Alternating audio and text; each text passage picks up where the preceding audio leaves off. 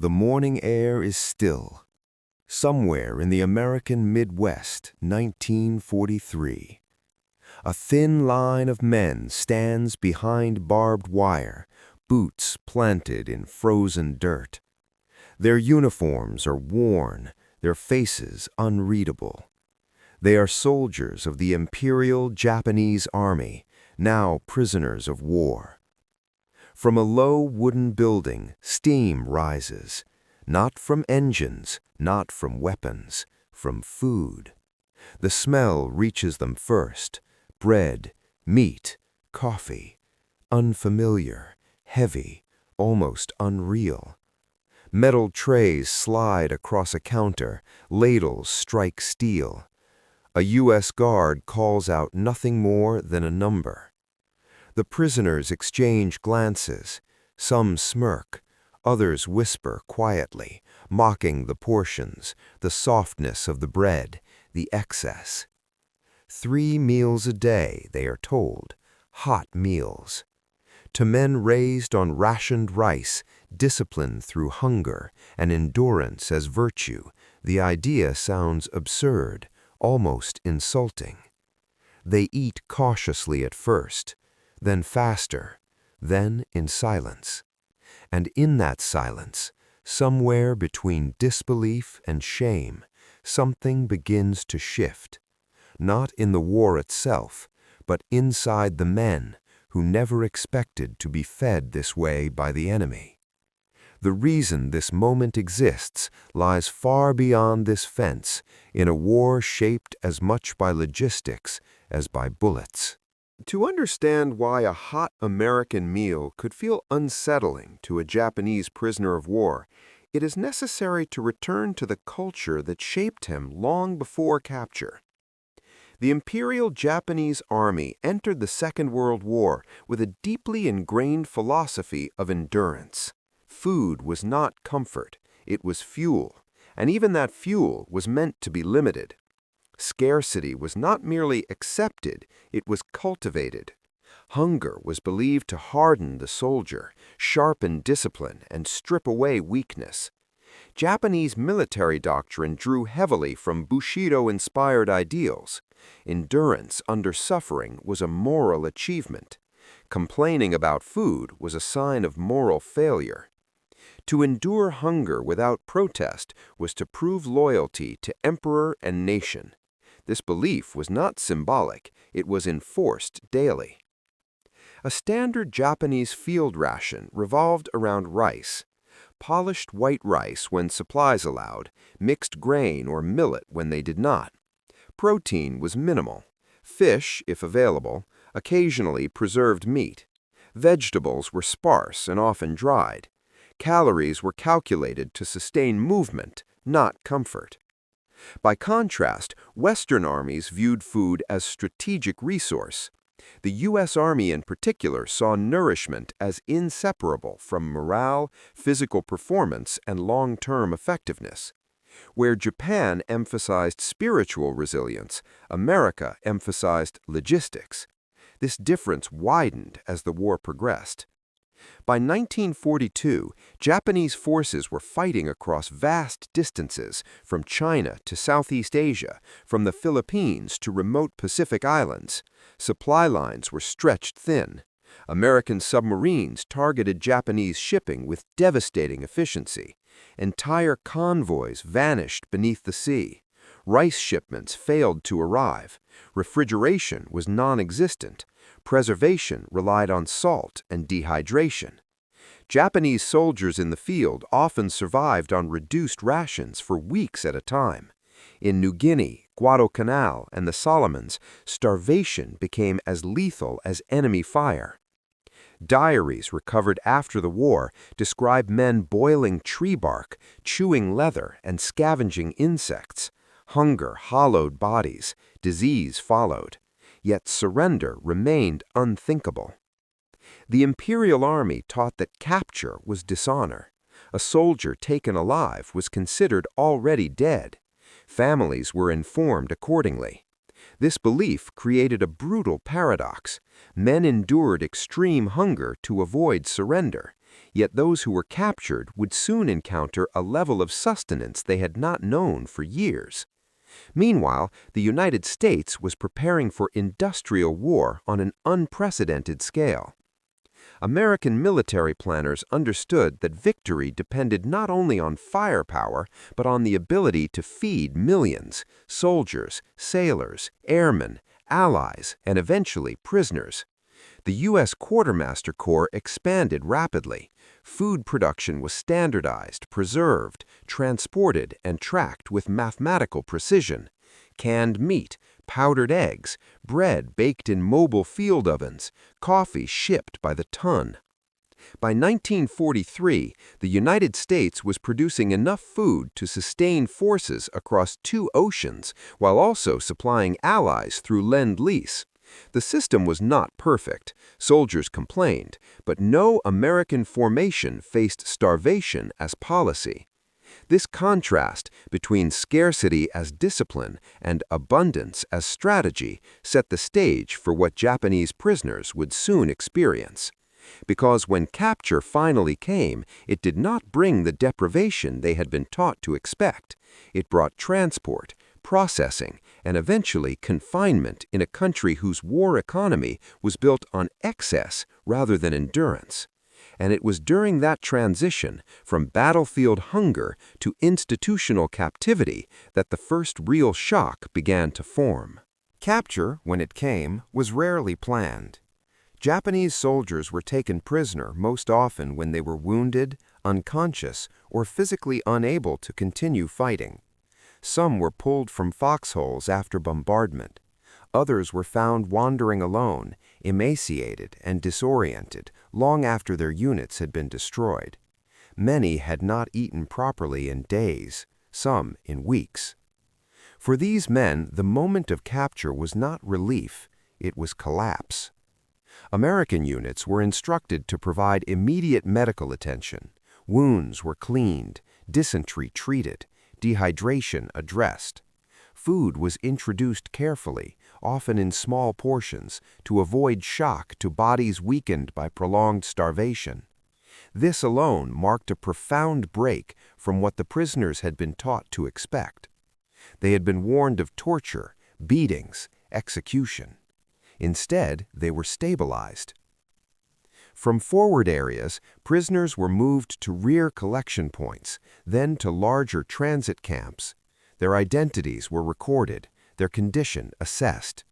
Many were surprised to find themselves alive days later. Some refused food at first, suspicious of poisoning. Others ate quickly, then stopped, overwhelmed by fullness they no longer recognized. The journey continued across the Pacific. Japanese POWs were transported by ship under guard, often alongside German and Italian prisoners captured elsewhere.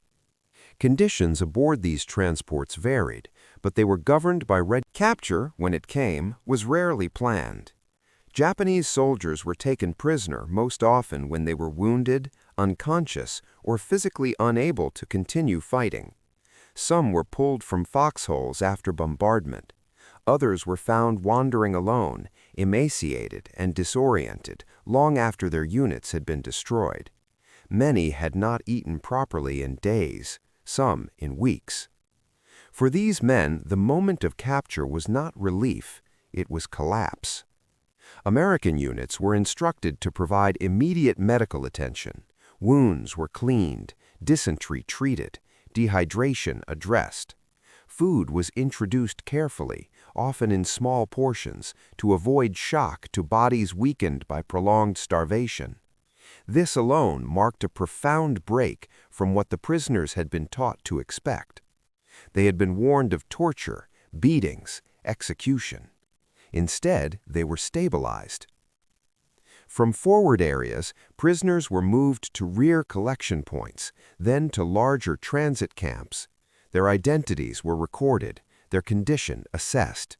Many were surprised to find themselves alive days later. Some refused food at first, suspicious of poisoning.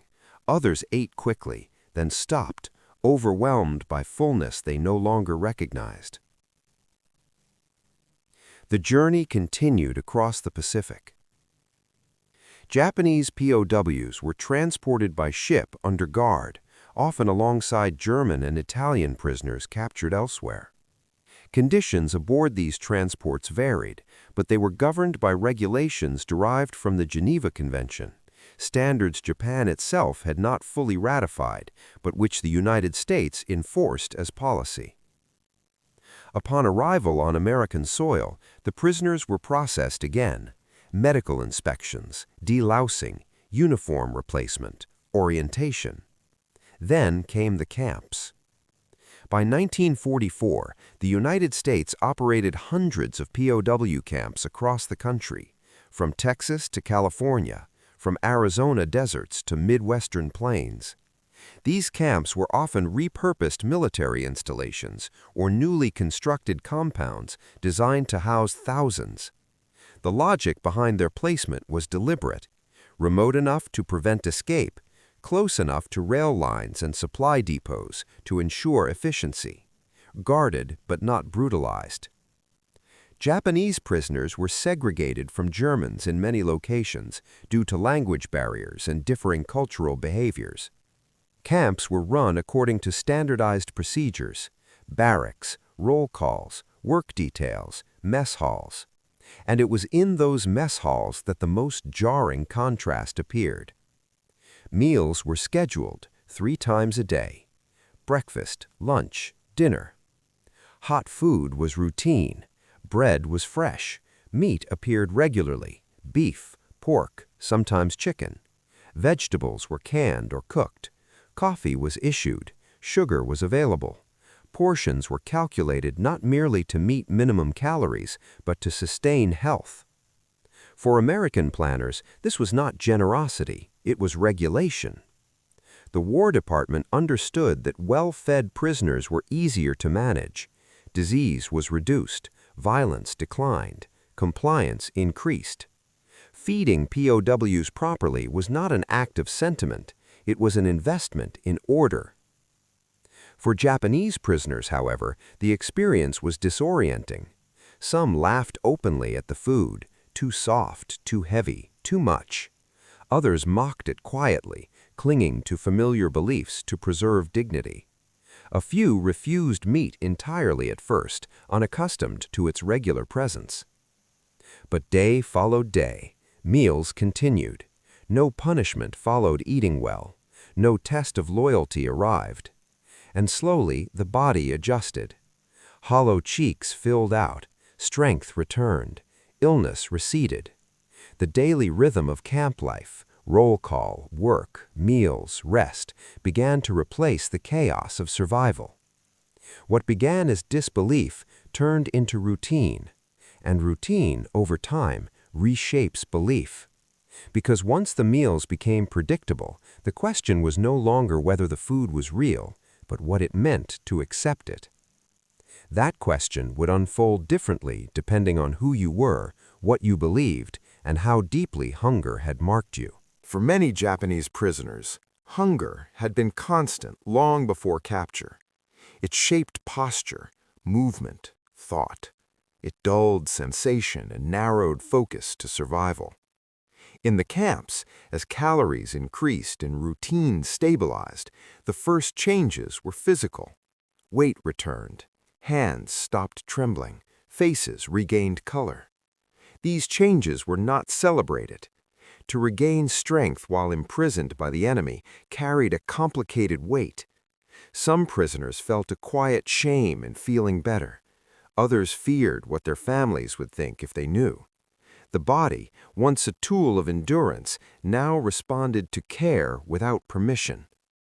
American medical officers recorded steady improvements: fewer sick calls, reduced dysentery, faster recovery from wounds. The numbers were clinical, the experience was not. Among the prisoners, silence grew around meals. Early mockery faded. Eating became deliberate, respectful. Some men ate quickly, as if expecting the food to disappear. Others slowed down, relearning fullness. No one spoke of gratitude, but the body does not lie, and the body was no longer starving. That quiet contradiction, physical recovery alongside emotional conflict, defined the human experience inside the wire. Food was never neutral in Japanese culture. Rice was more than sustenance. It was identity, ritual, civilization itself. To eat bread instead of rice was not merely unfamiliar, it felt displacing. In the camps, rice was sometimes issued when available. Often it was not. Wheat dominated American supply. Bread became unavoidable. Some prisoners initially discarded it. Others traded portions. Over time, resistance softened. Hunger has memory, but it also adapts. Meat, once rare in Japanese military rations, appeared regularly. For men who had gone months without protein, the effect was immediate. Strength returned, muscles rebuilt. Yet culturally, abundance carried suspicion. Excess was associated with moral softness. Discipline was forged through restraint. The American approach seemed careless, almost indulgent. But the meals kept coming. No ideological lesson followed them, no demand for loyalty, no pressure to abandon belief, just food. And with repetition, disbelief gave way to acceptance, not of values, but of reality. Hunger is a weapon. Both armies understood this. The Imperial Japanese Army used deprivation to enforce obedience. The U.S. Army used nourishment to enforce stability. In the POW camps, this difference reshaped behavior. Well-fed prisoners were calmer, less volatile. Work details ran smoothly, conflicts declined. Guards noticed fewer incidents of defiance. For the prisoners, predictability mattered. Knowing that a meal would arrive on time every day reduced anxiety. Survival no longer consumed every thought. Time expanded. With time came reflection. Some men replayed the battles they had lost. Others thought of families who might be starving back home. The knowledge that they were eating better than civilians in Japan was difficult to process. Hunger had once controlled them, now routine did. And routine, slowly, was becoming normal.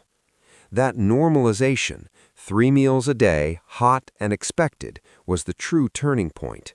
Not dramatic, not announced, but irreversible. Because once mockery ends and routine takes over, the meaning of captivity changes. The ability to feed Japanese prisoners 3 hot meals a day was not accidental. It was the byproduct of an industrial system designed for scale. By 1943, the United States had mastered mass nourishment. The Quartermaster Corps coordinated farmers, processors, rail networks, and camp kitchens with mechanical efficiency. Food was standardized, portions were calculated, waste was measured. Each prisoner received roughly the same caloric intake as a rear area American soldier.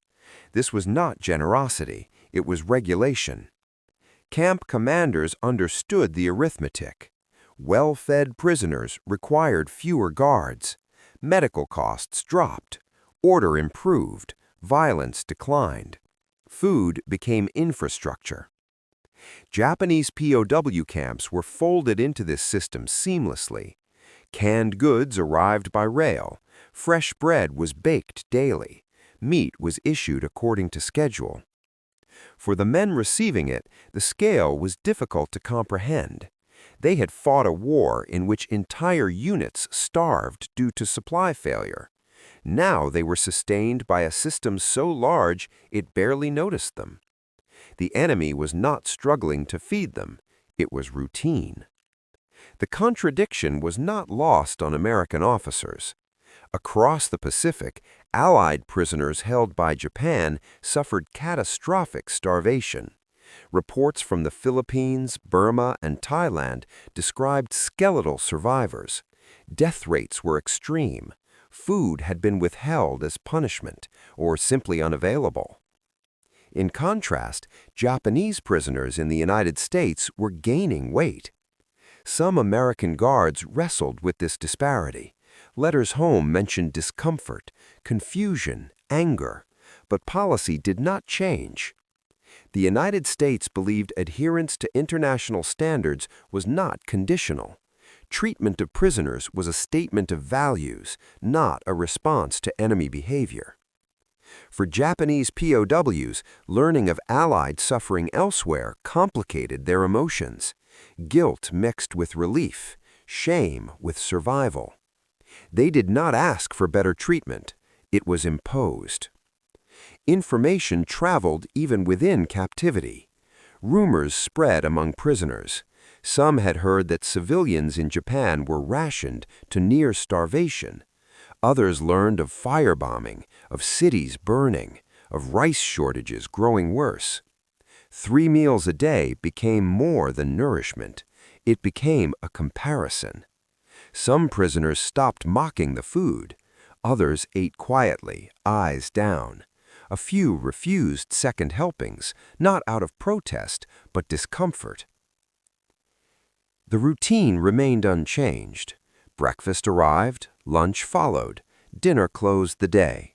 And with repetition, the extraordinary became ordinary. Mockery disappeared, not because belief changed. There was no announcement when the turning point arrived. No speech, no change in regulations, no single day that stood apart. Instead, it revealed itself quietly, in medical charts, in posture, in silence. By late 1943 into 1944, American camp doctors began noting the same patterns across multiple facilities. Japanese prisoners were no longer arriving at sick call for hunger-related collapse. Weight loss stabilized, then reversed. Average body mass increased steadily over weeks and months. Men who had arrived skeletal were now standing straighter, shoulders filled out, eyes focused longer. Work details that once exhausted them were completed without incident. The human body, given consistency, recalibrates. For the prisoners, this physical recovery forced an internal reckoning they could not avoid. Hunger had once been their measure of loyalty. Now, fed regularly by the enemy, they had to confront a contradiction they had never been trained to resolve. Some reacted with restraint. They ate only what they believed necessary, no more, no less. Others accepted full portions without comment. A few struggled privately, feeling that physical strength gained in captivity carried moral cost. American officers observed changes as well. Reports from camp commanders noted improved discipline, fewer altercations, less resistance during roll calls, reduced need for force. The prisoners were not becoming cooperative in an ideological sense, but they were becoming predictable. Predictability was victory of a different kind. One officer wrote that the Japanese prisoners no longer eat as if food is temporary. The sentence was brief. Its implication was not. Food was no longer a test. It was routine. And routine reshapes expectation. Once expectation sets in, behavior follows. Prisoners planned their days around meals. Work details were paced accordingly. Fatigue was no longer overwhelming. Hunger no longer dictated thought. This did not mean contentment. It meant stabilization. The mockery that once accompanied early meals was gone. Bread was eaten without comment. Meat was accepted. Coffee drunk quietly. No celebration, no rejection. The mess hall became just another part of the day. And with that normalization came something deeper and more unsettling for many prisoners, the realization that their survival was no longer accidental. They were being sustained deliberately. The enemy had decided they would live well enough to endure. For men raised to believe capture meant disgrace and neglect, this was not mercy, it was disruption. Because if the enemy fed you consistently, protected your health, and enforced order without cruelty, then the framework through which you understood war no longer fit. The turning point was not surrender, it was certainty. 3 hot meals were not temporary, they were policy. And once that truth settled in, the weight of it grew heavier than hunger ever had. Because strength had returned, but purpose had not. And that imbalance would define the final phase of captivity. Once certainty replaced disbelief, the emotional weight of captivity shifted.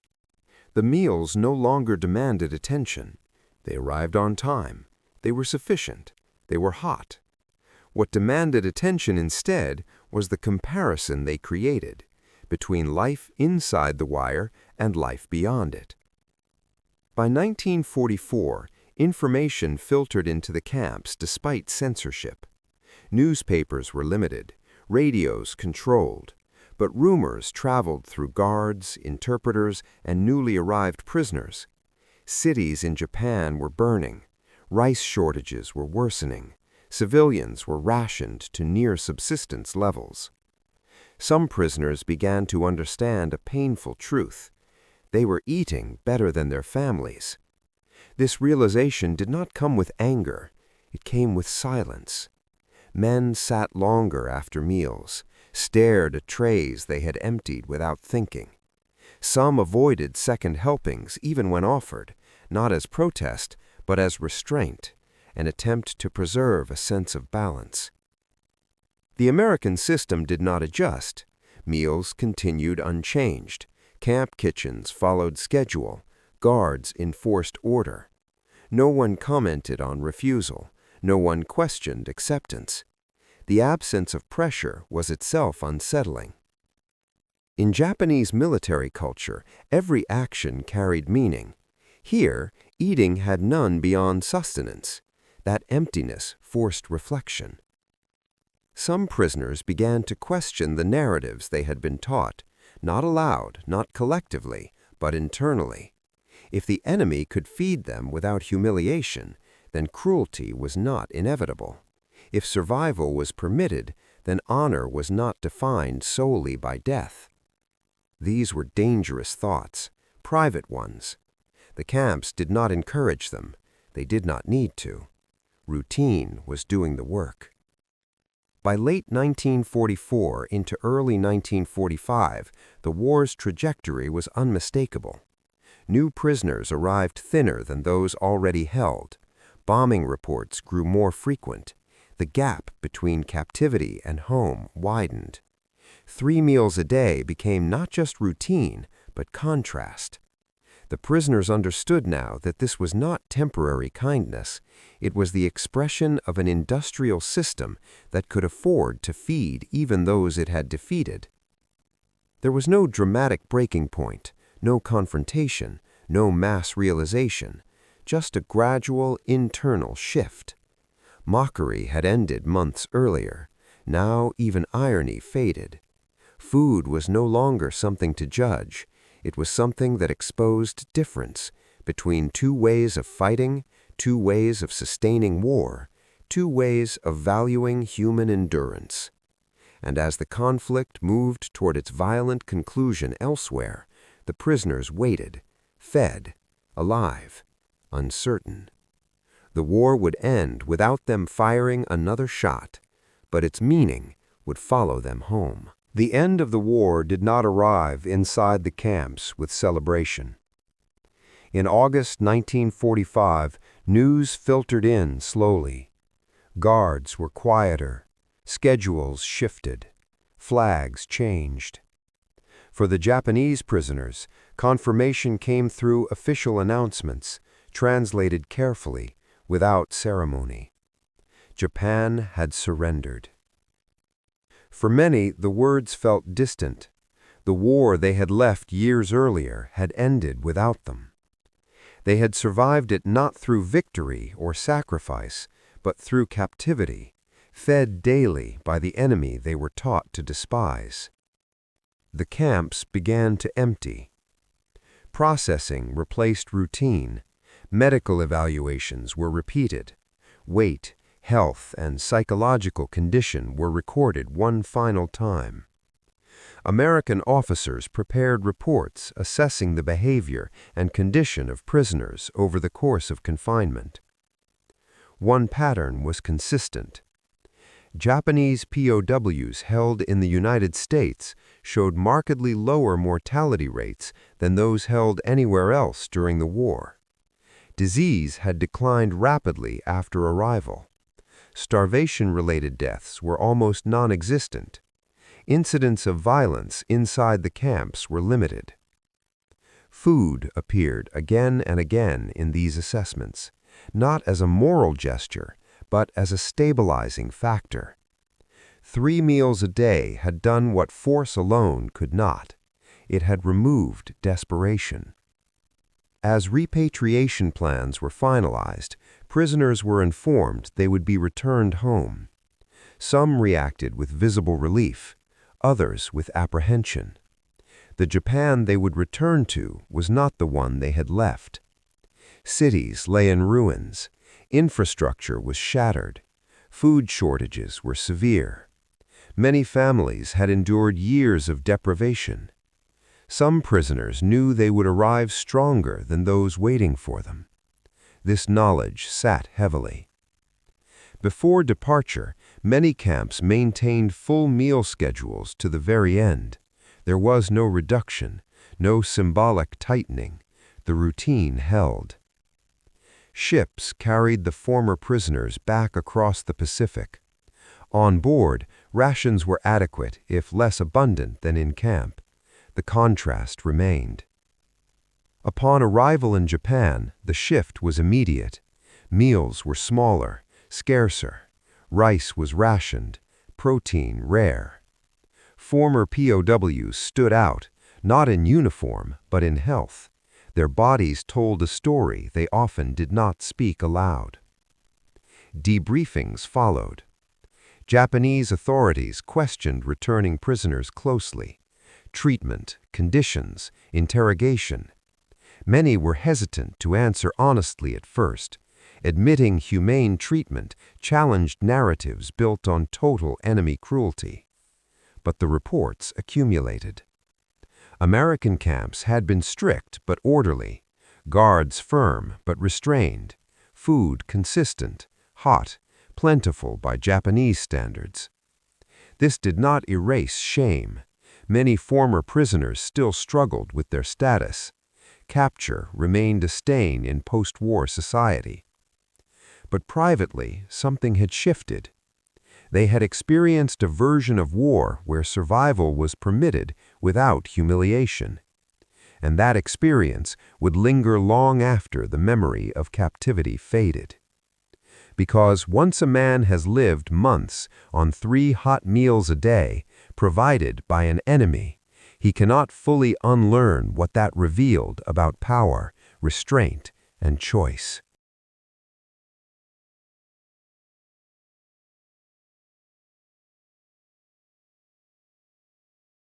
In the years that followed, the experience of captivity settled into memory, quietly, unevenly, and often without public acknowledgement. Japan in the immediate post-war period was defined by scarcity. Transportation networks were shattered, agriculture struggled to recover. Urban populations relied on ration cards that provided barely enough to survive. Malnutrition was widespread. Black markets flourished. Hunger returned as a constant presence. For former prisoners of war, this return to deprivation carried a bitter irony. Many had left American camps physically stronger than when they were captured. Some had gained weight for the first time in years. Their bodies had known regularity, predictability, 3 meals every day. Now that structure was gone. In interviews conducted years later, some former POWs recalled the camps with conflicted emotion. Not fondness, not nostalgia, but clarity. They spoke of discipline without brutality, of order without humiliation, and of food that arrived whether one deserved it or not. This memory did not sit easily in a society rebuilding its identity. Public discussion of captivity remained limited. Capture still carried stigma. Many veterans avoided speaking of their time in American camps altogether. Silence became the norm. Yet among military analysts, both Japanese and American, the data mattered. U.S. post-war studies reviewed POW camp operations closely. They compared incidents, compliance rates, medical costs, and guard requirements across different facilities. One conclusion appeared repeatedly. Adequate nutrition reduced resistance, illness, and violence more effectively than punishment. Food had been control without cruelty. This lesson influenced future doctrine. During the Korean War and later conflicts, American POW policies emphasized nutrition, medical care, and routine as stabilizing forces, not as kindness, but as strategy. The Japanese experience became part of that institutional memory, even if it remained largely invisible to the public. For the men who lived it, the impact was personal. Some struggled with guilt for surviving comfortably while others had suffered. Some wrestled with anger at having been taught a version of war that collapsed under reality. Others simply remembered the strange stillness of camp mornings when hunger no longer decided the day. What endured was not gratitude, it was contrast. They had seen two systems of war up close, one that used deprivation as proof of loyalty, and one that treated sustenance as infrastructure. Neither erased suffering, but one allowed survival without breaking the body. As years passed, memories softened but did not disappear.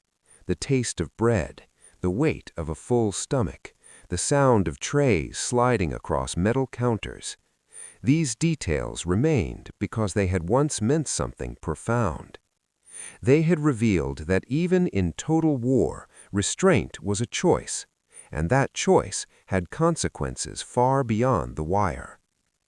The story does not end with policy or doctrine. It ends with meaning. War is remembered for its violence, for explosions, marches, and ruins. But sometimes its most revealing moments arrive quietly. In the United States during the Second World War, Japanese prisoners of war were not transformed by speeches or re-education. They were changed by routine, by predictability, by the steady arrival of food. 3 hot meals a day did not erase shame, nor did it rewrite belief. It did something far simpler and far more disruptive. It removed desperation. In a war where hunger was often weaponized, nourishment became restraint. Not compassion, not forgiveness, but control exercised without cruelty. A demonstration of power that did not require suffering to prove itself.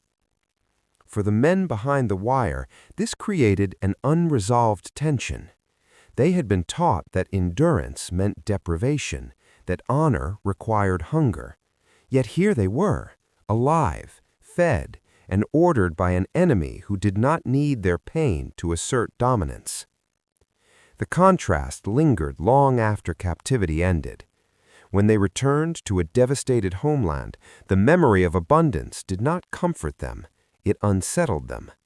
It raised questions without answers about choice, about doctrine, about whether suffering had been necessary at all. History rarely records these moments. They leave no monuments, no battlefield markers. But they matter, because they show that even in total war, humanity does not disappear by accident. It disappears by decision. And sometimes it survives in something as ordinary as a meal, served 3 times a day, without comment, until the extraordinary becomes routine. In that quiet routine, a different kind of power revealed itself, one that did not demand hunger to prove victory.